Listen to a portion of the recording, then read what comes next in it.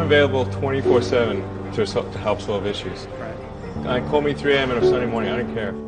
A cross-pollination of Thomas Edison and Tony Stark, Elon Musk. Were you a little naive when you thought I can easily build an electric car and a rocket? I didn't think it would be easy. Like I said, I thought they would probably fail. But you know, like creating a company is almost like having a child. So it's sort of like, how do you say your child should not have food? So once you have the company, you have to feed it and nurse it, and take care of it, even if it ruins you. Yeah.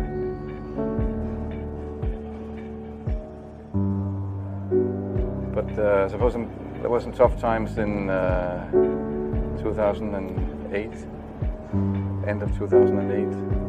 How did you get through that period of crisis? Yeah.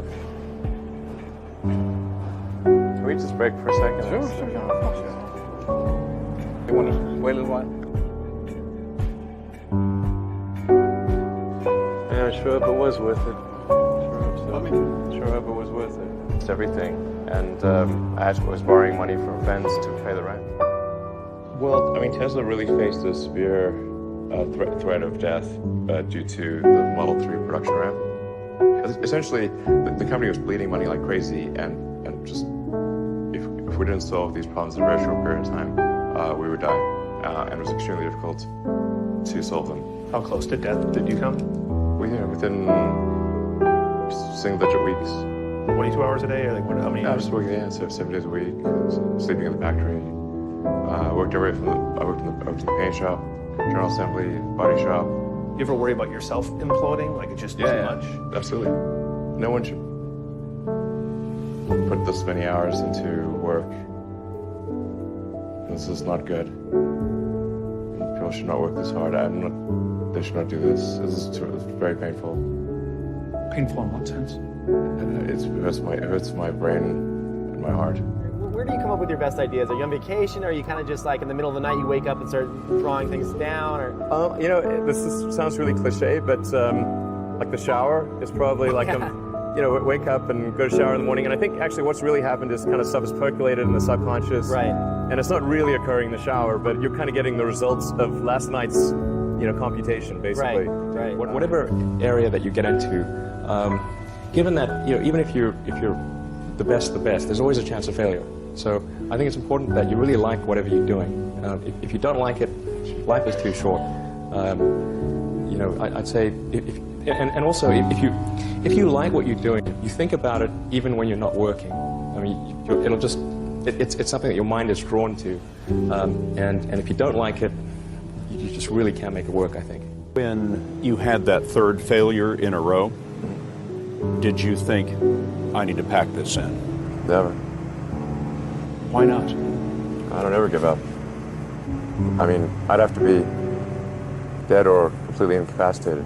Starting a business, I'd say, number one is have a high pain threshold. That's it.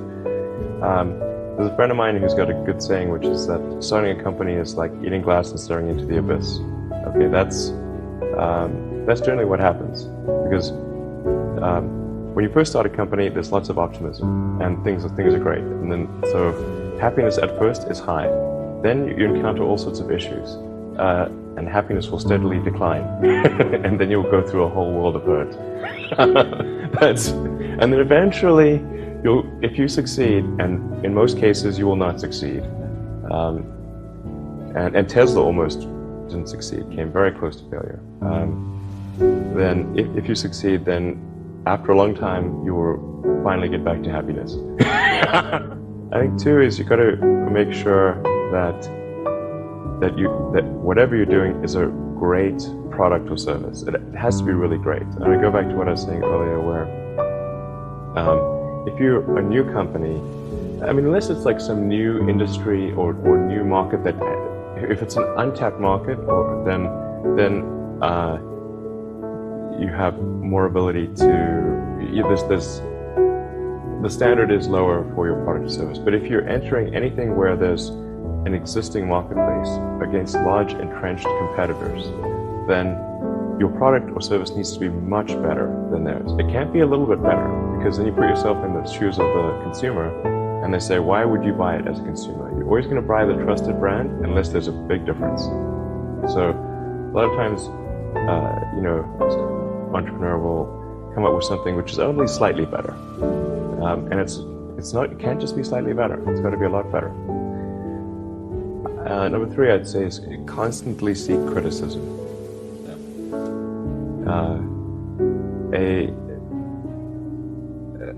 A well thought out critique of whatever you're doing is as valuable as gold.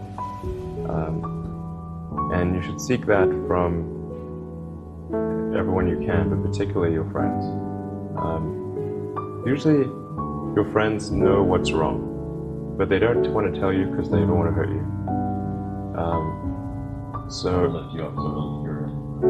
So they'll say, oh, I would encourage my friend, so I'm not going to tell him what I think is wrong with this product.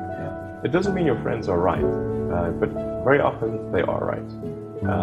And you at least want to listen very carefully to what they say. And to everyone, you're looking for, basically, you should take the approach that you're wrong. That you, the entrepreneur, are wrong. Your goal is to be less wrong.